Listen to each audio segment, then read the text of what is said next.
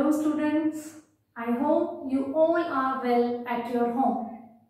In physics, we are doing unit atoms and nuclei, and our today's topic is nuclear forces. Students, in 11th class, in first unit, you have read about different kind of forces.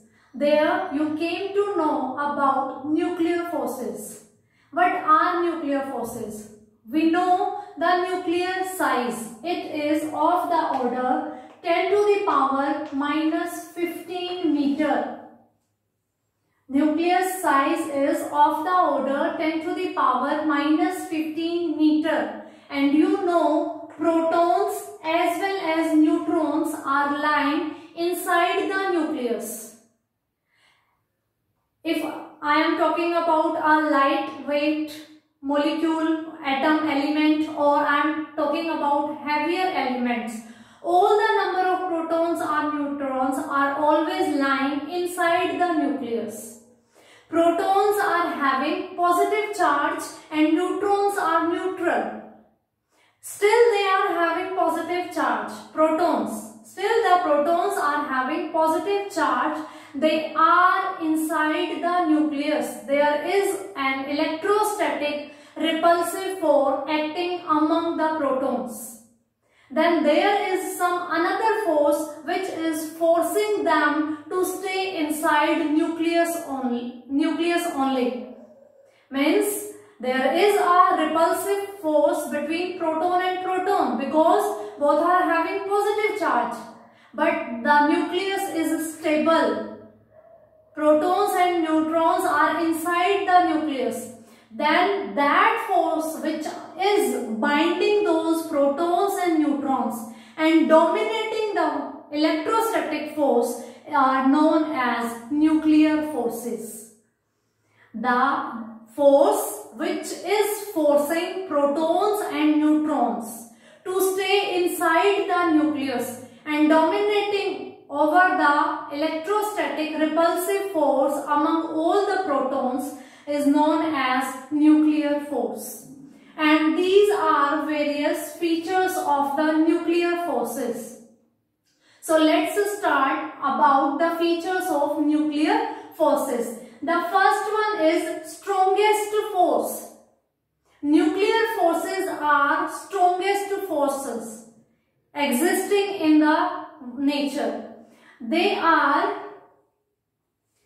100 times stronger than the electrostatic forces, and they are 10 to the power 38 times stronger than that of gravitational forces.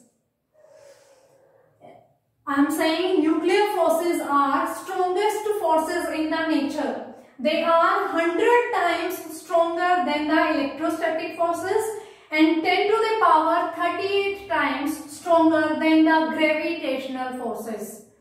Inside the nucleus, protons are there. A number of protons are there. All are having positive charge.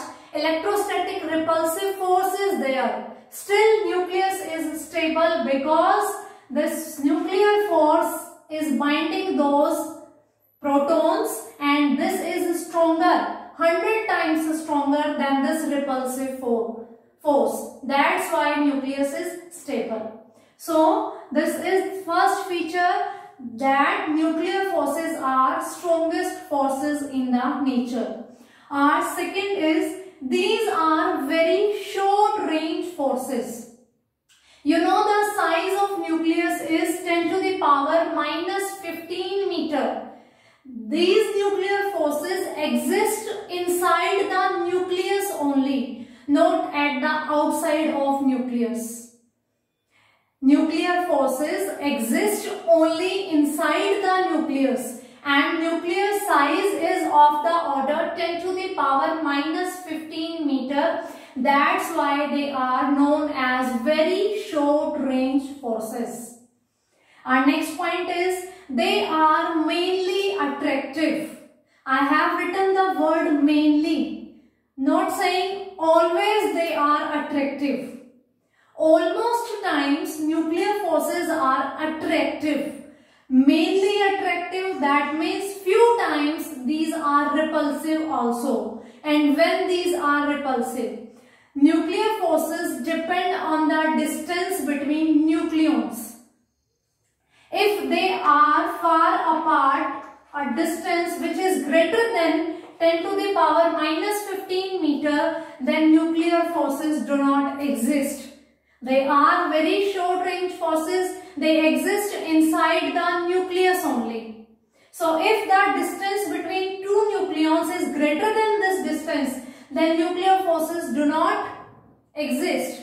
If this distance is approx 10 to the power minus 15 meter, they exist and they are attractive in nature. But if the distance between two nucleons is less than 0.8 Fermi, here I am saying the distance between two nucleons. If it is less than 0.8 Fermi, where Fermi is 10 to the power minus 15 meter. If the distance is less than this, they become repulsive.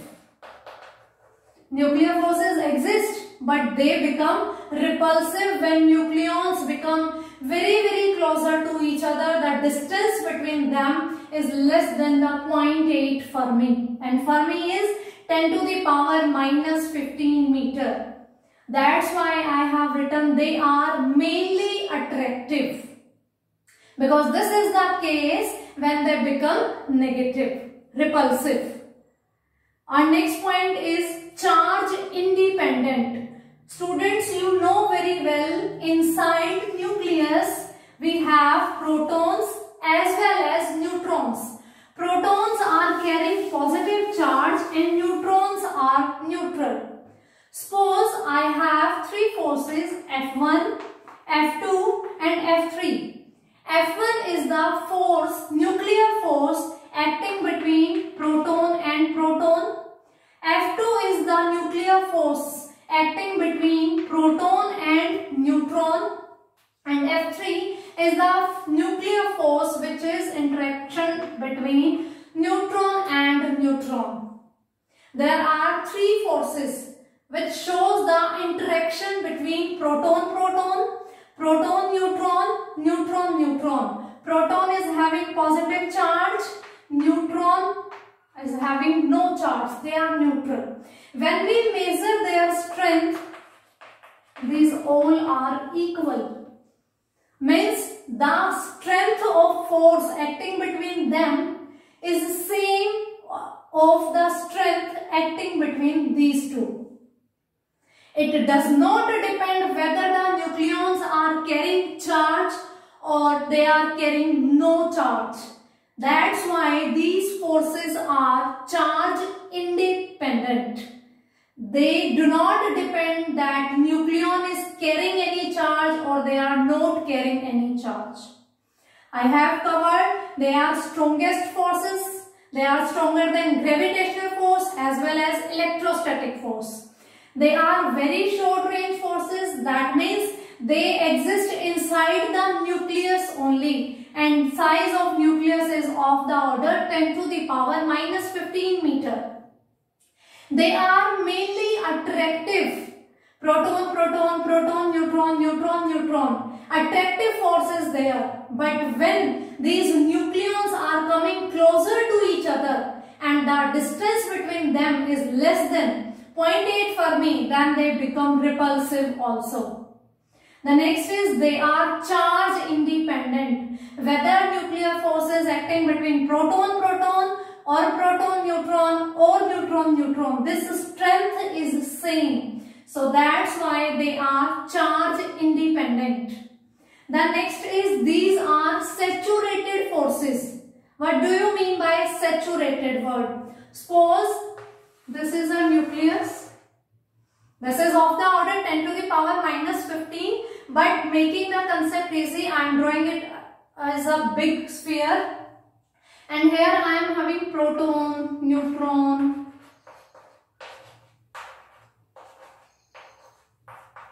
like this. In a nucleus, nucleus I am having few protons and neutrons.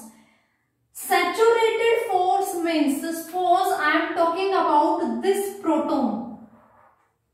So the nuclear force is acting between this and this nucleons only. It will not interact with remaining proton and neutrons which are little far away from it. Means nuclear forces acting for nearest nucleons only. If I am talking about this proton, then nuclear force is acting for its neighbor, very near neighbors only. It do not interact with the remaining nucleons of the nucleus. This is the meaning of saturated force. Means it is the force which is a force interaction in between neighbors only. It do not depend on the whole system. Means for whole nucleus it will interact with its neighbor only. It will not interact with the remaining ones. The next is, these are non-central forces. Central force means, if I am having a particle here A, here is the particle B. A force of interaction is between these two. Then this force direction is lying on the line joining A and B. Either it is towards them or away from them. So these are the central forces. But nuclear forces are non-central forces. They do not depend on the direction only. They depend on the orientations. They depend on the spin of the nucleons. These are non-central forces. Central forces are those which depend on the line that is joining the two particles. A and B are two particles and a force of interaction is between them. That force is depending on the direction, the line joining those two particles. Those are central forces, but nuclear forces are non-central forces. They depend on the orientations of nucleons. They depend on their spin also. The next is spin dependent. Spin dependent or angular momentum dependent. These protons and neutrons have a spin.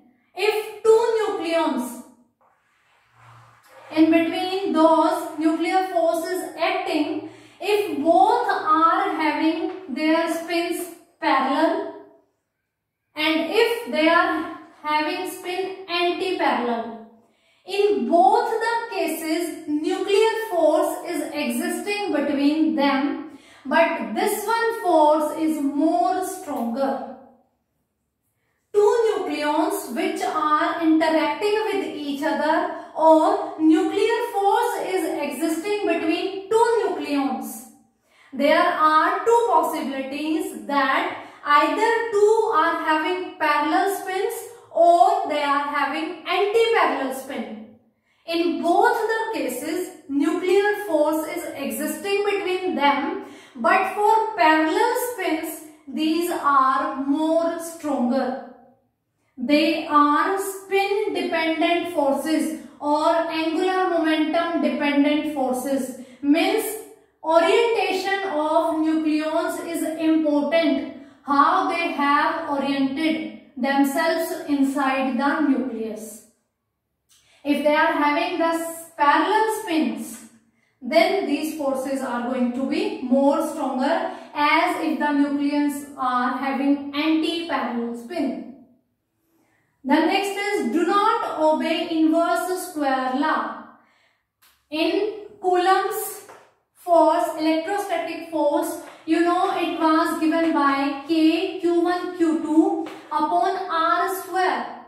From here you can say force is inversely proportional to R square. R was the distance between two charged particles. That means this force is inversely proportional to square of distance between two particles. But these do not follow again, inverse square law. This one is different. Are almost forces with which we are dealing. Gravitational force is also follow inverse square law. Electrostatic force is also follow inverse square law. But nuclear forces do not follow inverse square law. That means they do not obey this condition. Next is exchange forces. They are also known as exchange forces. What do we mean by exchange forces? For this we need to learn a theory given by a Japanese scientist Yukawa. In 1936, a Japanese scientist gave us a theory known as Yukawa theory, and according to him, inside the nucleus we have few clouds which are differentiating neutrons and protons.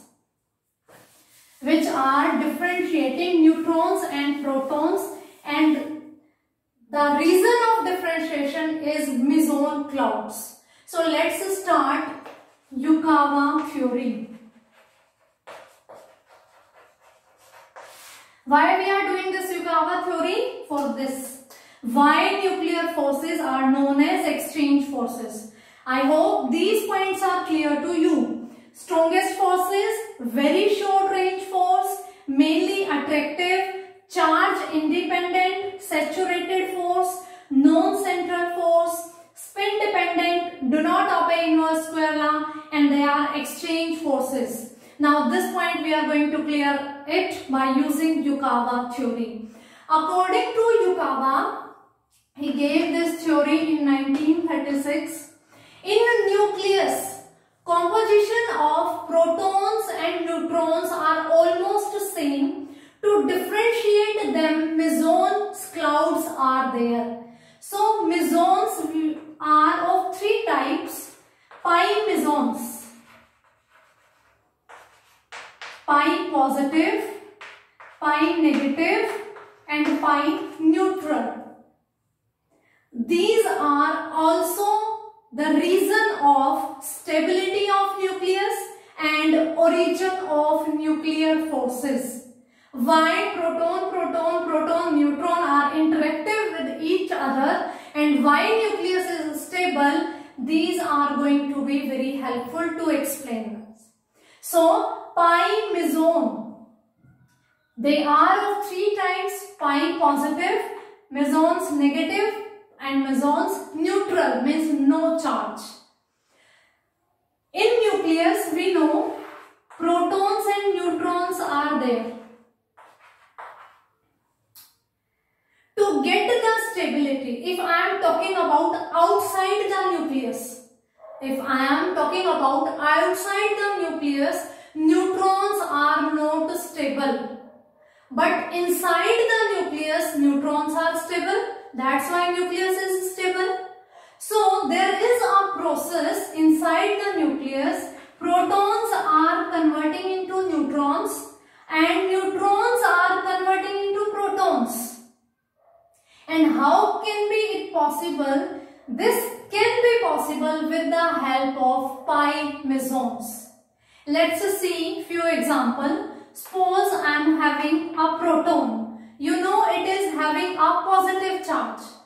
If it want to be converting into a neutron, proton wants to be converted into neutron, so it will interact with pi negative meson. Because proton wants to convert in neutron and neutron is neutral but proton is having positive charge. So neutralize it will combine with pi negative meson and it will convert into neutron.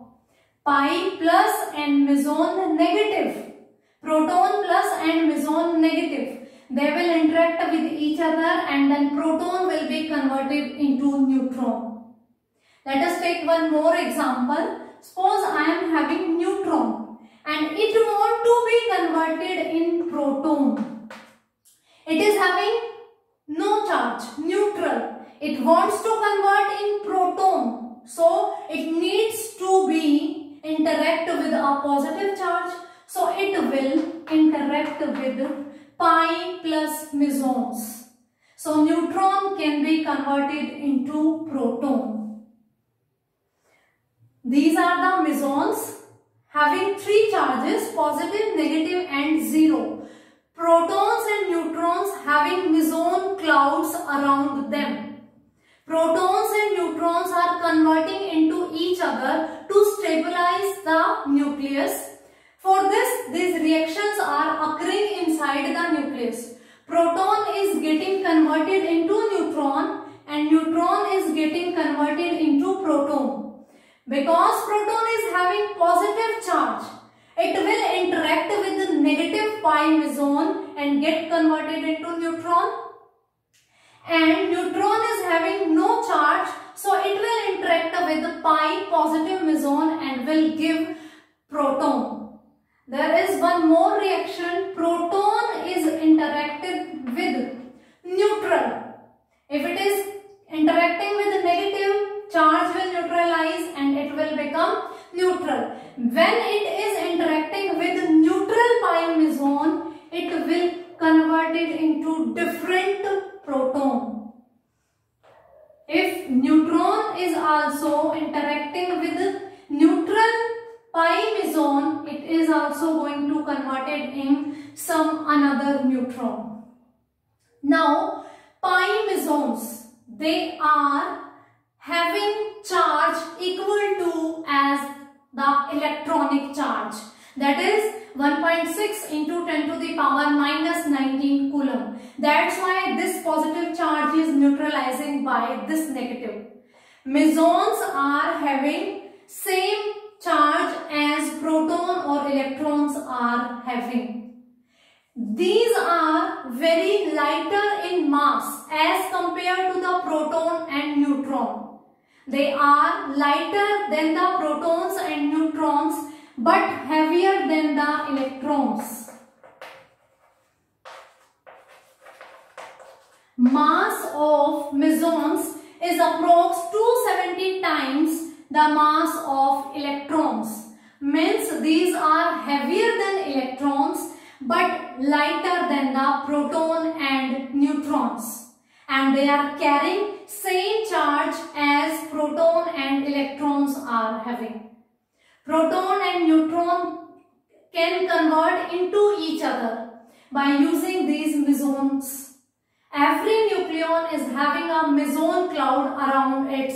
So there is an exchange of the nature of nucleons. Proton is exchanging itself into neutron. Neutron is exchanging it into the proton. That's why these forces are known as exchange forces. That's why these forces are known as exchange forces. I hope these characteristics, these features are clear to you. Nuclear forces are very important forces, and for this you need to learn a little bit about Yukawa theory. Now I am going to tell you about stability of nucleus.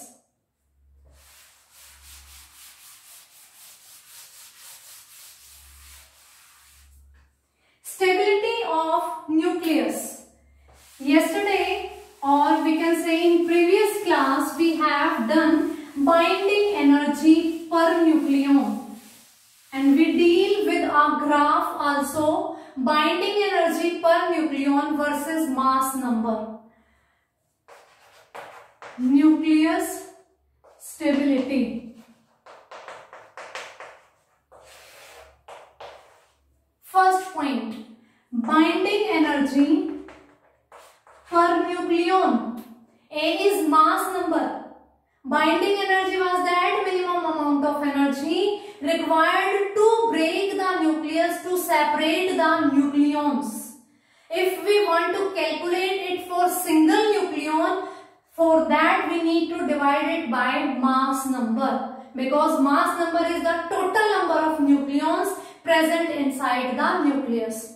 If this value is having the higher value, then the nuclei is stable. If it is having a lower value, then it is less stable. In last class from the graph, it was clear that for lighter elements and for heavier elements, its value is less, but for the elements having mass number between 50 to 80, its value is higher, so they are most stable. Our second point is number of protons and number of neutrons. Number of protons and neutrons are telling us about the stability of nucleus. From this table, it is very clear. Number of atoms, I have written 165, 57, 53 and 6. Number of stable nucleus. Number of proton, even. Number of neutron, even. If in our nucleus, number of proton and number of neutron are even, then the number of stable atoms we are having 165. If in our nucleus we have even number of protons but odd number of neutrons, then 57 nuclei are there which are stable. If I am having odd number of protons and even number of neutrons inside the nucleus, then 53 nuclei are there which are stable. If number of protons as well as number of neutrons is odd, then only 6 number of nuclei are stable. From this table, it is very clear, if a nucleus is having even number of protons and even number of neutrons, then the number of stable nuclei is maximum 165. So for a stable nuclei, we can say a nucleus is stable when it is having even number of protons and even number of neutrons. I hope these 2 points are clear to you. Number of protons and neutrons, if they are both even, then we can get most stable atoms. The third point is neutron-proton ratio. Neutron-proton ratio. If neutron to the proton is equals to 1, this is representing the stability of nucleus. This is representing the stability of nucleus. For lighter elements, number of neutron and protons are almost equal. That's why they are stable. As we are moving in the periodic table towards the heavier elements, then we get to know number of neutrons are greater than number of protons. And you know, students, very well, the heavier elements are radioactive in nature and they are less stable. Their little bit stability is due to the reason that they have more number of neutrons as compared to that of protons. Why? Because in heavier nuclei, we have more number of protons. That means electrostatic repulsive force is increasing. They are having more electrostatic force. So force of repulsion is increasing.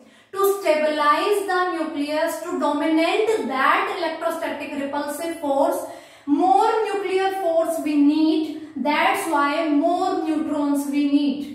In nature, it is existing by itself that in heavier elements, number of neutrons are greater than the number of protons. Because in heavier elements, protons number is very high and the electrostatic repulsive force is increasing. To stabilize the nucleus, we need to have more neutrons and they are existing. If you see the example of iron, number of neutrons are 20 the number of protons present inside the nucleus. If you take the example of uranium, the number of neutrons are 50% more than the number of protons present inside the uranium nucleus. The nuclear force then only is going to dominate that repulsive force. So these are the 3 points which are telling us about the stability of nucleus. Binding energy per nucleon should have higher value. Number of protons and neutrons should be even. If they are, then the number of atoms which are stable, we have a large number. And neutron-proton ratio. In lighter molecules, elements, its value is 1. They are stable.